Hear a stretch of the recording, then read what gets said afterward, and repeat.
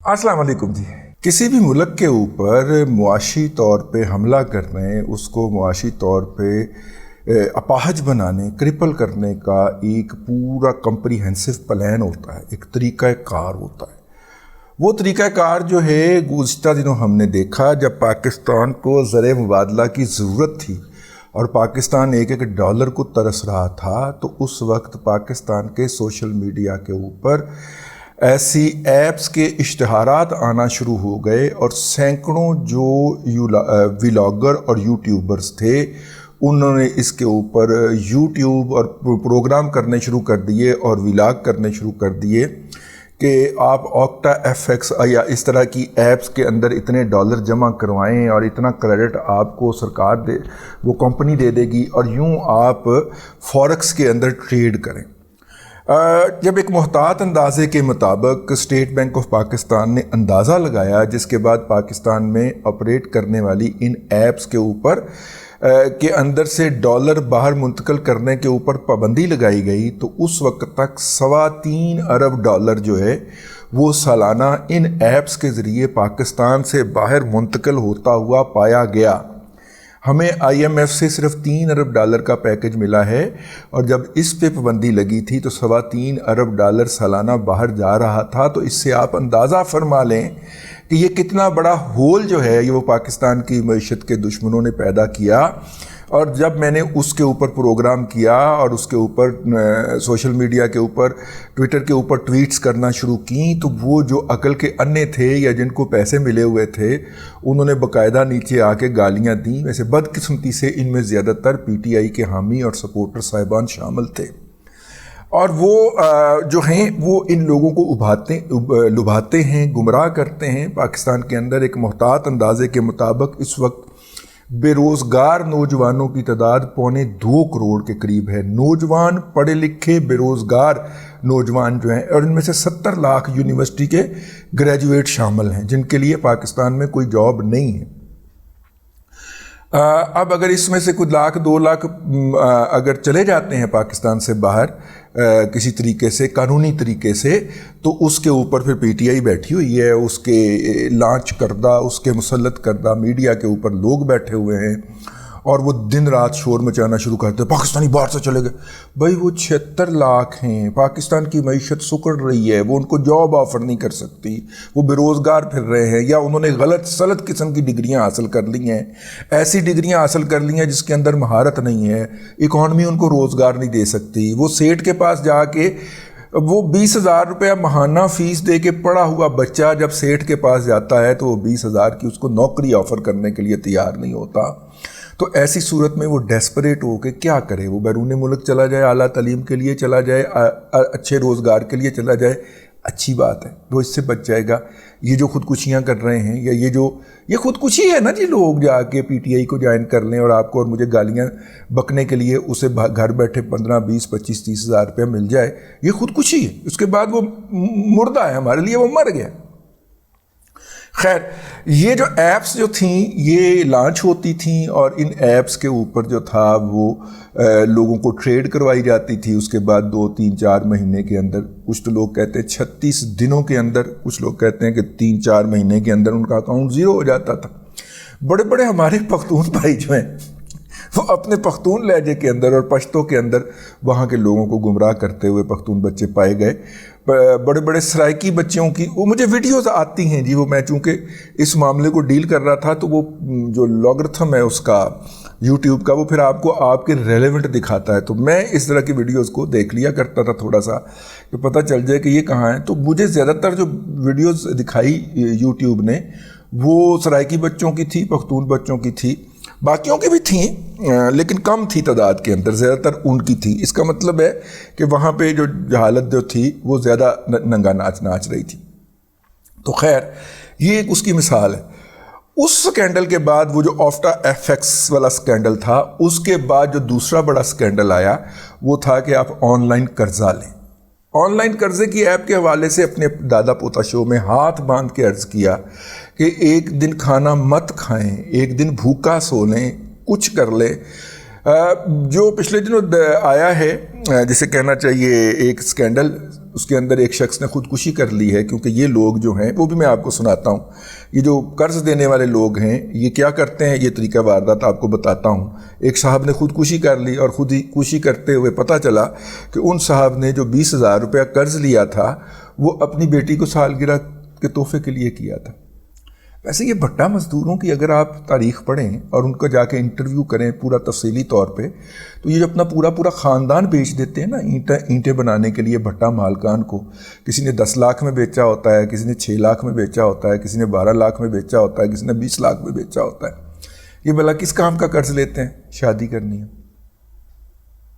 ٹھیک ہے، منگنی کرنی ہے، اس بات کا قرض لیتے ہیں، پورا خاندان بیچ دیتے ہیں اور پھر مزدوری کرتے ہیں ان کے ہاں اور اپنی مزدوری کے پیسے کٹواتے رہتے ہیں.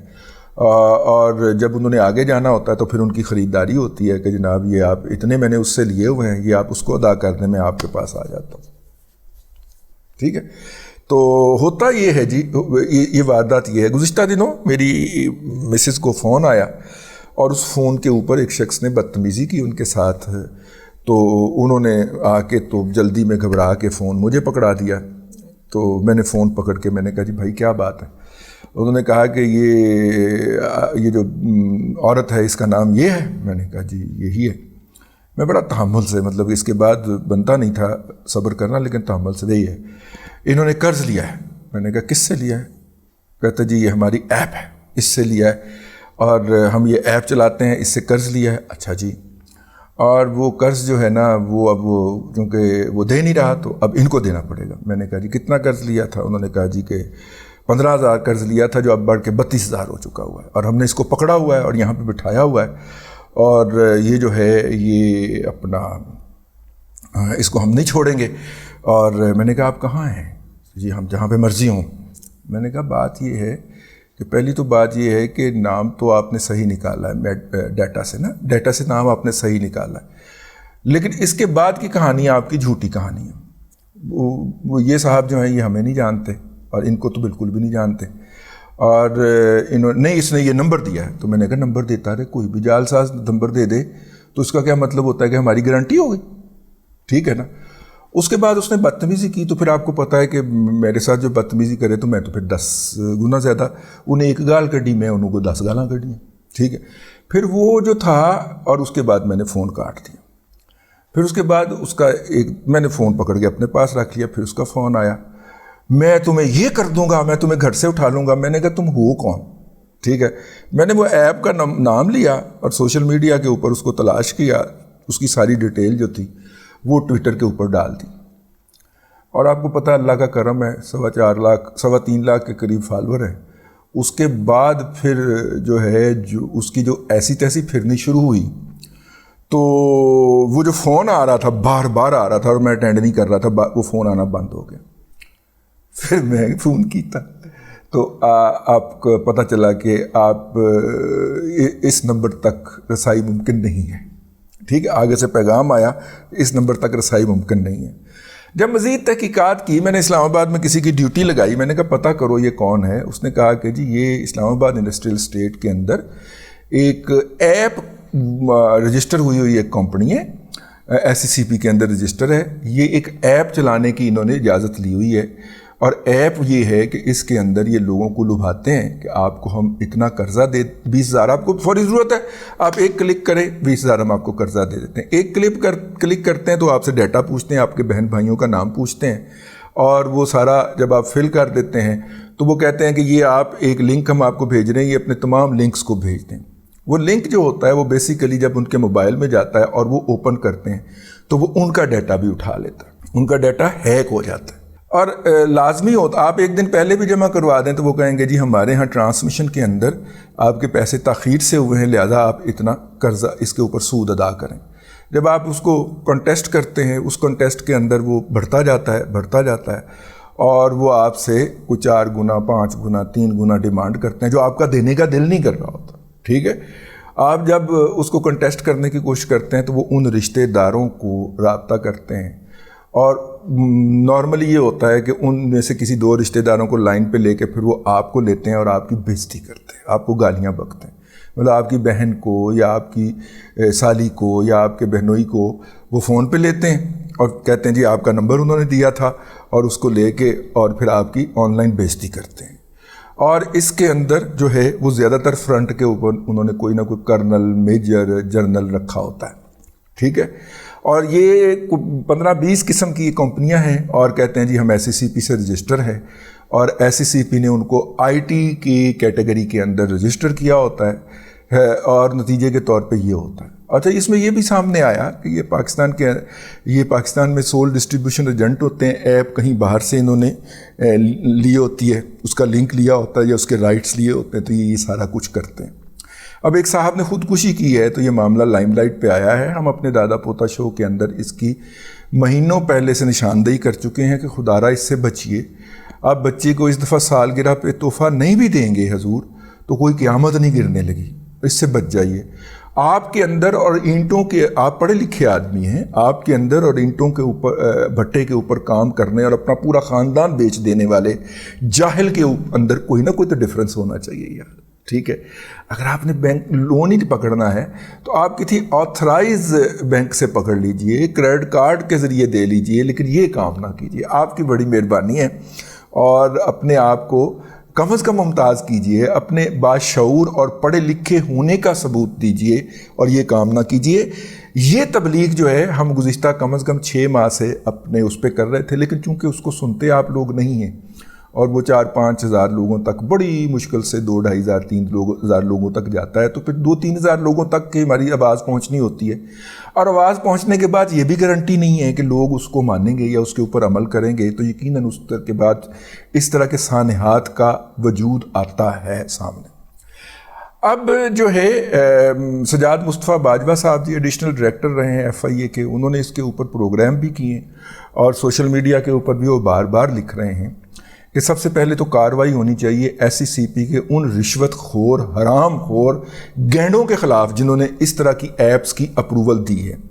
ظاہر ہے وہ گینڈے کہیں گے کہ سامنے ایک کرنل صاحب کھڑے تھے، ریٹائرڈ کرنل صاحب، سامنے ایک ریٹائرڈ بریگیڈیئر صاحب کھڑے تھے، میں نے تو ان کی وجہ سے اپروول دی تھی، تو میں نے تو اس کے زیر اثر آ کے اپروول دی تھی. جی آپ ان کے کہنے پہ عمل کرتے ہیں. عاصم باجوہ کا ڈیٹا آپ راتوں رات ہٹا دیتے ہیں اور ڈیٹا کی لیک کے اندر جو ہوتا ہے اس کو شمالی علاقہ جات کی سیر پہ بھجوا دیتے ہیں. آپ تو کہنے پہ ہی کرتے ہیں جی، آپ نے اپنے آپ تو خود کچھ نہیں کیا ہوتا.